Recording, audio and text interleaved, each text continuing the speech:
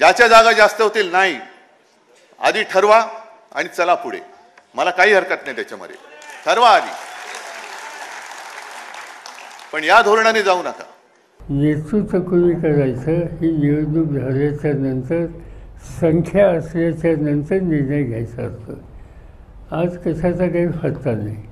अजून बहुमत आहे, बहुमत मिळेल असं वातावरण आहे, त्याच्याबद्दल शंका नाही. पण त्यासाठी आत्ताच काही मांडणी करण्याची आवश्यकता नाही आहे. आणि त्यामुळे आत्ताच नाव जाहीर केलं पाहिजे या आग्रह करण्याची काही आवश्यकता नाही आहे. आम्ही नक्की एकत्र बसू, एक स्थिर पर्याय सरकार या राज्यात आणि देशात देऊ. जे शरद पवार बोलले तीच भूमिका काँग्रेसची आधीपासूनच आहे. त्यामुळे शरद पवारांच्या